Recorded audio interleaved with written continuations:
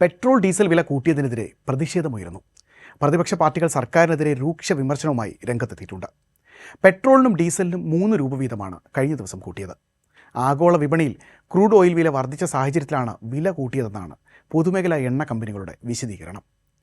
തിരുവനന്തപുരത്ത് പെട്രോൾ 110 രൂപ 75 പൈസയും ഡീസൽ വില 99 രൂപ 63 പൈസയുമാണ് പുതുക്കിയ നിരക്ക്.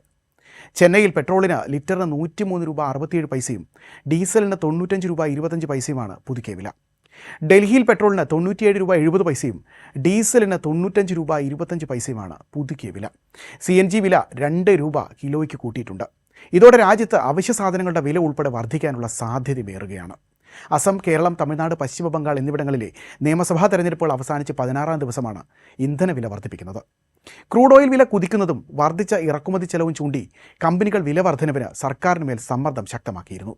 നഷ്ടം ചൂണ്ടിക്കാട്ടി ലിറ്ററിന് 10 രൂപയെങ്കിലും വർദ്ധിപ്പിക്കണമെന്നായിരുന്നു ആവശ്യം. ഇന്ധനവില ഇനിയും കൂട്ടിയേക്കുമെന്ന കണക്കുകൂട്ടൽ വിലക്കയറ്റം സംബന്ധിച്ച ആശങ്കയ്ക്കും വഴിവെക്കുകയാണ്. പ്രധാനമന്ത്രിയെ വിലക്കയറ്റത്തിൻ്റെ മോദിയെന്ന് വിശേഷിപ്പിച്ചായിരുന്നു കോൺഗ്രസിൻ്റെ ആദ്യ പ്രതികരണം.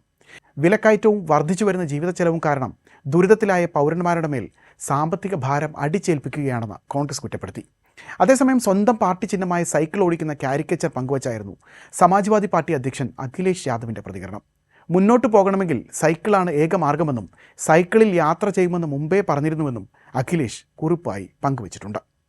പുതിയതായി സത്യപ്രതിജ്ഞ ചെയ്ത BJP സർക്കാർ പശ്ചിമ ബംഗാളിൽ ജനങ്ങളുടെ ഭാരം ലഘൂകരിക്കാനായി പെട്രോളിന് മേലുള്ള മൂല്യവർദ്ധിത നികുതി കുറയ്ക്കുമോ എന്നായിരുന്നു തൃണമൂൽ MP ഡെറിക് ഒബ്രിയാൻ്റെ ചോദ്യം. പശ്ചിമേഷ്യൻ പ്രതിസന്ധിയുടെ പശ്ചാത്തലത്തിൽ പ്രധാനമന്ത്രി നരേന്ദ്രമോദി അടുത്തിടെ രാജ്യത്തെ ഇന്ധന ഉപയോഗം കുറയ്ക്കാനും പൊതുഗതാഗതം, വർക്ക് ഫ്രം ഹോം തുടങ്ങിയ ഓപ്ഷനുകൾ കൂടുതലായി ഉപയോഗിക്കാനും ആവശ്യപ്പെട്ട് രംഗത്തെത്തിയിരുന്നു.